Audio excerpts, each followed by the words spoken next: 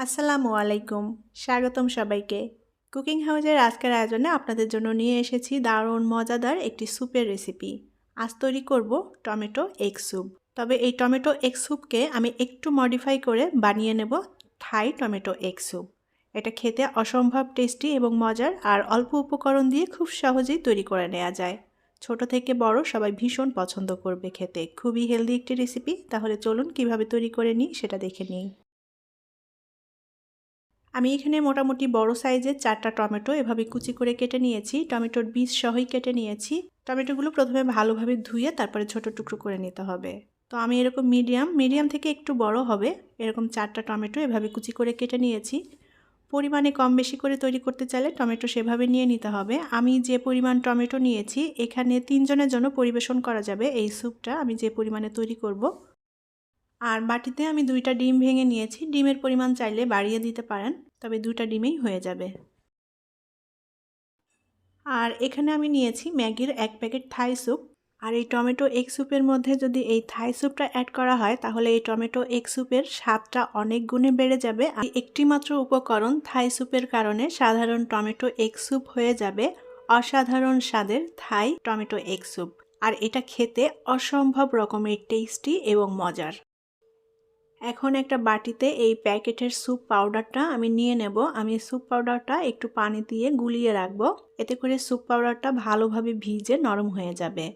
খুব ভালোভাবে নেড়েচেড়ে মিলিয়ে নিতে হবে। আর আগে থেকে পানি দিয়ে একটু গুলিয়ে রাখলে এটা যখন পানির মধ্যে দিব তখন এটা খুব ভালোভাবে পানির সাথে মিশে যাবে। চামচ দিয়ে খুব ভালোভাবে নেড়েচেড়ে মিশিয়ে নিয়ে এখন একটা সাইডে রেখে দেব। একটা প্যানে আমি আগে থেকে 5 কাপ পরিমাণ পানি খুব ভালোভাবে জাল করে ফুটিয়ে নিয়েছি। এখন এই ফুটন্ত গরম পানির মধ্যে দিয়ে দেব টমেটো। এবার দিয়ে দেব স্বাদমতো লবণ। খুব ভালোভাবে নেড়েচেড়ে মিলিয়ে দেব লবণটা। এখন মিডিয়াম আঁচে আমি জাল করে টমেটোটা ভালো মতো সেদ্ধ করে নেব। আর টমেটো এগ স্যুপের এই টমেটোটা একটু ভালো মতো সেদ্ধ করে নিতে হবে যেন কাঁচা না থাকে। আর আমি এখানে যে পরিমাণ পানি দিয়ে স্যুপটা তৈরি করছি এখানে 3 জনের জন্য পরিবেশন করা যাবে এই স্যুপটা। এখানে আপনাদের পছন্দ মতো পানি অ্যাড করে দিবেন যে যতটা তৈরি করতে চান।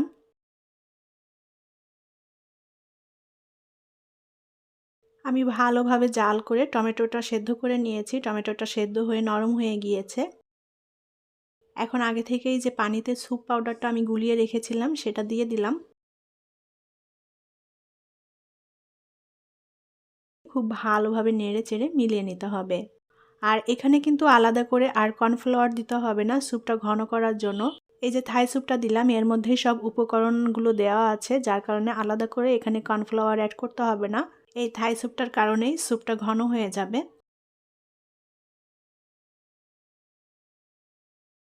এখন এর মধ্যে দিয়ে দেব হাফ চা চামচের একটু কম পরিমাণ কালো গোলমরিচের গুঁড়া। এখানে সাদা গোলমরিচের গুঁড়াও ব্যবহার করতে পারেন, যে কোনো একটা দিলেই হবে। গোলমরিচের গুঁড়া দিয়ে খুব ভালোভাবে নেড়েচেড়ে মিলিয়ে নেব। চুলার আঁচটা হাই হিটে রেখে এখন স্যুপটা রান্না করে নেব। এই স্যুপটা রান্না করতে খুব বেশি একটা সময় লাগবে না, 15 থেকে 20 মিনিটের মতো হাইয়েস্ট লাগতে পারে সময়টা।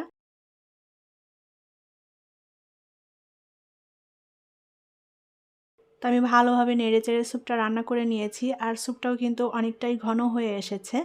আমি কিন্তু এটা একেবারে ঘন করব না, একটু পাতলা রানি টাইপের রাখবো। এটা আপনাদের পছন্দ মতো রাখতে পারেন, যে যতটা ঘন খেতে পছন্দ করেন স্যুপটা। আমার রেসিপিগুলো যদি আপনাদের কাছে ভালো লেগে থাকে তাহলে চ্যানেলটি সাবস্ক্রাইব করার অনুরোধ রইল। আর পাশে থাকা ছোট্ট বেল আইকনটি প্রেস করে দিবেন, এতে করে আমি যখনই কোনো ভিডিও আপলোড করব সাথে সাথে আপনাদের কাছে নোটিফিকেশনটি পৌঁছে যাবে। এখন এর মধ্যে ডিম দিয়ে দেব। আমি বাটিতে যে 2টা ডিম ভেঙে নিয়েছিলাম, ডিম 2টা ভালোভাবে ফেটিয়ে নিয়েছি। ডিমটা অল্প অল্প করে দিয়ে সাথে সাথে নেড়ে দিতে হবে যেন এক জায়গায় ডিমটা পড়ে দলা পেকে না যায়। তো অল্প অল্প করে ডিমটা দিয়ে ভালোভাবে সাথে সাথে নেড়ে চেড়ে মিলিয়ে নিতে হবে স্যুপের সাথে। ডিমটা দেওয়ার পর আর খুব বেশি রান্না করার প্রয়োজন নেই, কারণ আমি যেরকম ঘন চাচ্ছিলাম স্যুপটা ওরকম ঘন হয়ে গিয়েছে। আমি আর জাস্ট 2 থেকে 3 মিনিটের মতো স্যুপটা রান্না করে নেব।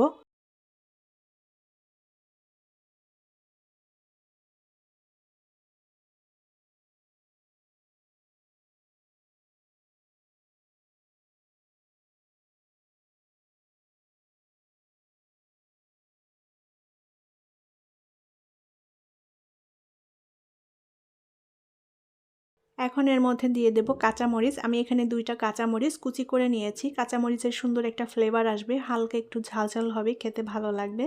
তবে এখানে কেউ কাঁচামরিচ না দিতে চাইলে বাদ দিতে পারেন, যেহেতু এখানে গোলমরিচ দেওয়া আছে। কাঁচামরিচ দিয়ে ভালোভাবে নেড়েচেড়ে মিলিয়ে নিয়েছি। এখন 1 ফালি লেবু কেটে নিয়েছি, এখান থেকে লেবুর রসটা দিয়ে দেব। লেবুর রসের পরিবর্তে এখানে ভিনেগার ব্যবহার করতে পারেন। তো লেবুর রসটা দিয়ে আবারও খুব ভালোভাবে নেড়েচেড়ে মিলিয়ে নেব স্যুপের সাথে। স্যুপ রান্নাটা প্রায় হয়ে গিয়েছে, আর এটা কতটুকু ঘন রেখেছি আপনারা দেখেই হয়তো বুঝতে পারছেন। আর কালারটাও মাশাআল্লাহ অনেক সুন্দর এসেছে। আমি যে থাই স্যুপটা দিয়েছিলাম যার কারণে কালারটা এত সুন্দর এসেছে। এখন এর মধ্যে কিছু ধনিয়া পাতা কুচি দিয়ে দেব। ধনিয়া পাতা দিয়ে খুব ভালোভাবে নেড়েচেড়ে মিলিয়ে নেব। আর স্যুপ রান্নাটা প্রায় হয়ে গিয়েছে, আমি জাস্ট 30 সেকেন্ডের মতো একটু নাড়াচাড়া করে নেব ধনিয়া পাতা দিয়ে।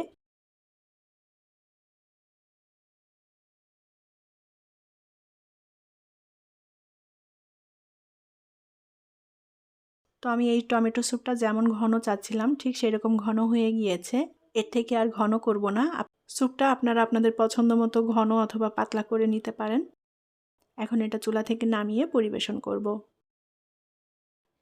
তৈরি হয়ে গেল থাই টমেটো এগ স্যুপ। শুধুমাত্র একটা উপকরণ যোগ করে আমি সাধারণ টমেটো এগ স্যুপকে বানিয়ে নিলাম অসাধারণ স্বাদের থাই টমেটো এগ স্যুপ। আর এটা খেতে এত বেশি টেস্টি এবং এত বেশি মজার যে না খেলে বুঝতেই পারবেন না।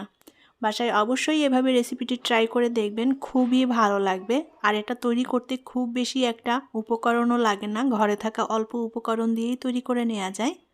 আর সময়টাও খুব কম লাগে। আমার স্যুপটা তৈরি করতে সময় লেগেছে সর্বমোট 20 মিনিট। তো 20 মিনিটে এত সুন্দর একটা রেসিপি আপনারা ঘরে বসেই তৈরি করে নিতে পারবেন। আশা করছি আমার আজকের এই স্যুপের রেসিপিটি আপনাদের কাছে ভালো লেগেছে। আর রেসিপিটি যদি ভালো লেগে থাকে তাহলে প্লিজ ভিডিওটি শেয়ার করবেন এবং লাইক কমেন্ট করে জানাবেন আপনাদের মতামত। পরবর্তী রেসিপি দেখার আমন্ত্রণ জানিয়ে বিদায় নিচ্ছি। ভালো থাকবেন সবাই। আল্লাহ হাফেজ।